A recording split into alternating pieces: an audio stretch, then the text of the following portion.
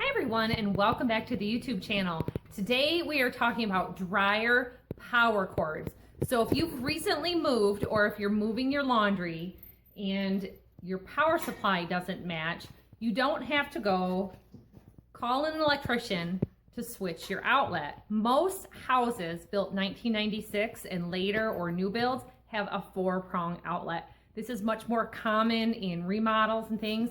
3-prong outlets for before 1996. So as you can see behind us, this is a much older home and it had a 3-prong outlet. We're relocating the entire laundry area over about 10 feet.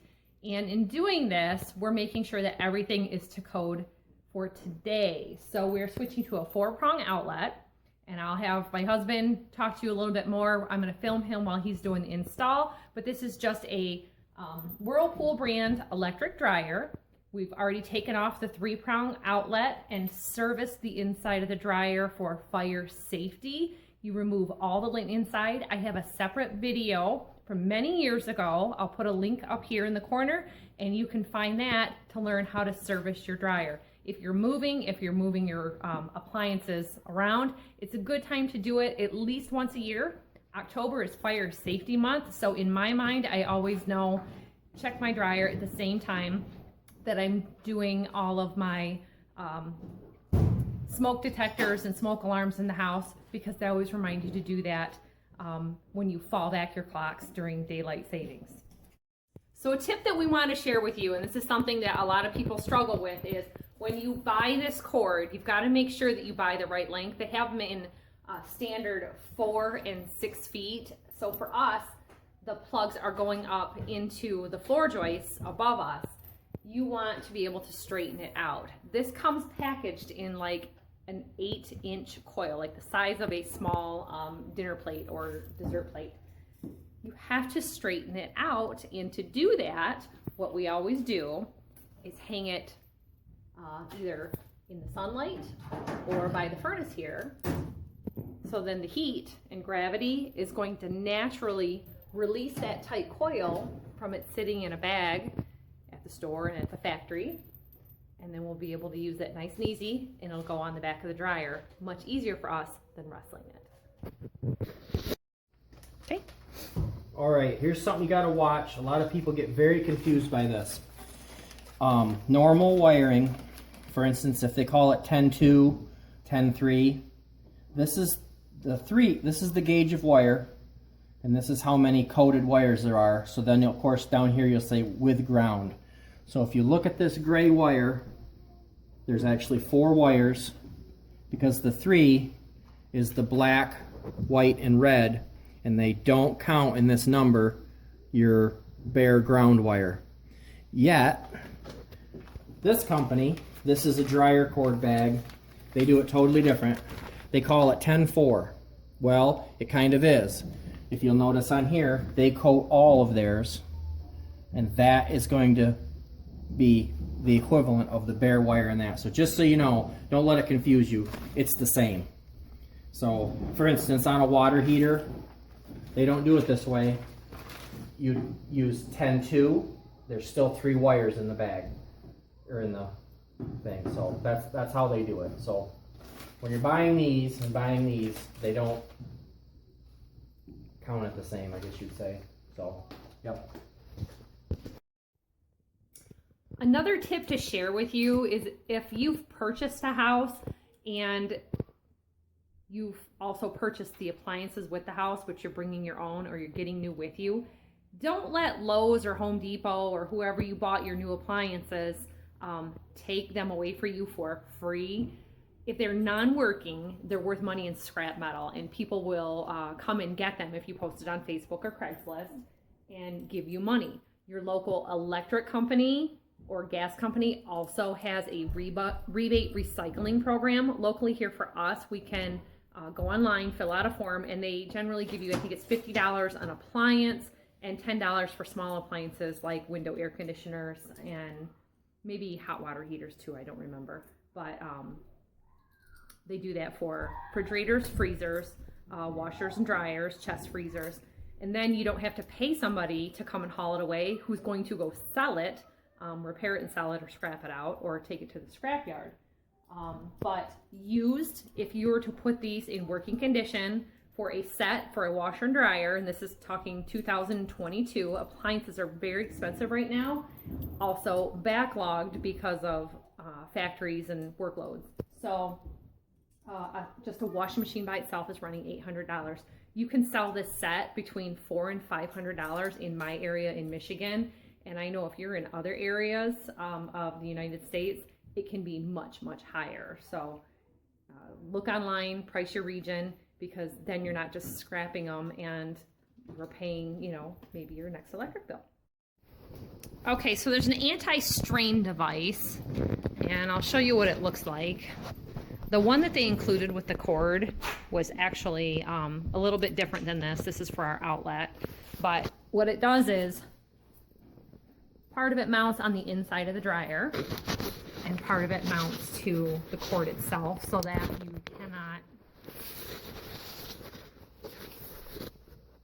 that you cannot pull this, pulling on these to disconnect them. So right now we're just hooking up our wires. You've got 4 in this case. Your ground is green, and it goes to your ground screw on the actual dryer itself. You may already have a green and yellow or a white screw coated, a green screw or a coated wire going to that already. And that's for your electrical components that are already built into it. Keep that one there. And then he says red and black are the same. Yeah, doesn't matter which side. You'll notice the color difference. See these terminals? Your neutral is it's like an outlet. The gold color is your power, and this is your neutral. White goes there. Now some things have different colored screws. They have like a chrome colored or gold colored. They don't have that on this. They're all the same. But these lugs are a different color. So you're, but basically the red and the black are going all the way to your breaker. I'll show you over here. You've got a double breaker, just like this one. This is for the oven. You've got a red and a black on each one, so you have 30 and 30 with their own wire. So on a newer box, they have separate bus bars for when you're doing your neutrals or your grounds. These older ones are still okay, but everything really is just still going to this. So on an older, we're updating because we're updating the service because we're moving the dryer, so we're doing it the new way. So our white coated wire and our copper bare wire are both going to go to these screws, but that wouldn't be the same on something on a brand new service here. But so that's the red and the black are going directly here, and that's why it doesn't matter on this. If you want to do right for red, whatever, but it doesn't matter. So a general rule of thumb in wiring things, they usually say, what is it? Black to brass and white to light. So your white wire would go to the lighter or the silver. He said lug. It's your mounting block. On this particular deal, where you're hooking in up here, I had to cut back this coating just a little bit because you'll notice they're pre-cut on this outer coating to bend around and hook up to these 3. But because we're putting this on an older unit, you have to strip some back, and then that's why these are a little longer. And you'll see that on the internet a lot. They'll say that I've got them all hooked up, but the green hookup isn't long enough to reach. I think it.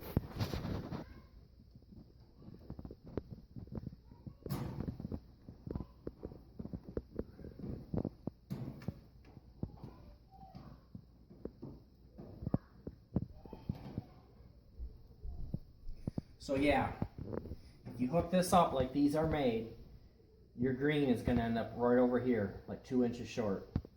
So you just strip back some of this coating, put them in a little further, because you've got all the room in the world to safely put these wires up into here. There's lots of, I mean, can't even reach the back, so it's no problem. So I'm probably gonna try to do this a little nicer. I'm gonna see if I can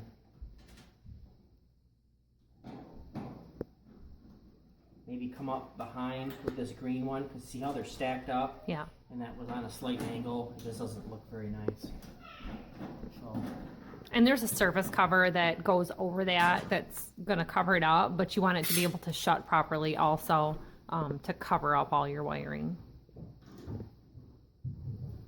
Something to keep in mind when you're doing this kind of work is to create or lay down a towel for yourself for a work surface. A lot of people will set their tools on the top, and I've even seen some homeowners, they'll put their laundry basket or their soap and stuff on top of their washer and dryer. Just to show you an example of what happens, this little bit of rubbing happens when your washer and dryer are too close to each other, and then you start getting surface rust on it. So you can always do some touch up on your sides, but it's good to keep a gap there for that. A lot of people don't like the gap because they lose socks and whatever underneath, but on the side of the washer and dryer, it's not as important as keeping this for longevity in good cosmetic condition. Because of the inflation, of course, appliances are very expensive right now. Okay, see what I did there? I didn't like how that stacked up, so I ran their original green ground behind and up through here and put a slight bend in the terminal. It's actually hidden right behind here, and then I put a little bend in here, so that just a little bit of extra effort makes a lot nicer job. Yeah. So now we can put this back on. What is there, 2? Yep. So it looks like what? What do you? Does this go in here? Yeah, it goes in there. But don't you put a screw in this or no? Because They have had them with a screw there in the past, and they've eliminated it.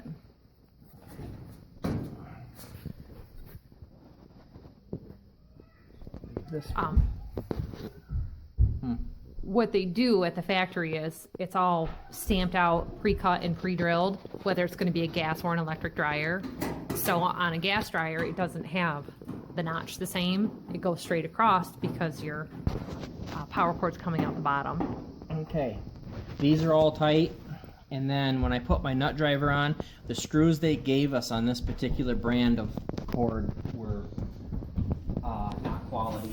And I didn't like how they acted at all. So these are actually sheet metal screws, which work perfectly. They're number 10, which must be what the thread's supposed to be, a number 10 sheet metal screw. Well, my nut driver came in and scratched this up. So you see I just touched it up with white.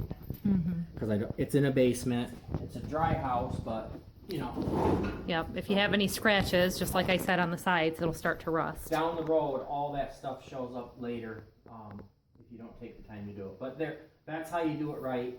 And then we had to get the 6-foot cord. A 4-foot cord was like 3 inches. And I don't mind that. If somebody bumps this, and we're going to end up being about somewhere like right up in here, of course. See, there's a little extra for a little kid to come and slam into this and move it a bit. No big deal. That's what that's for. And so the next choice up from 4'6", and that's what we had to do. So, but that's fine. Yep.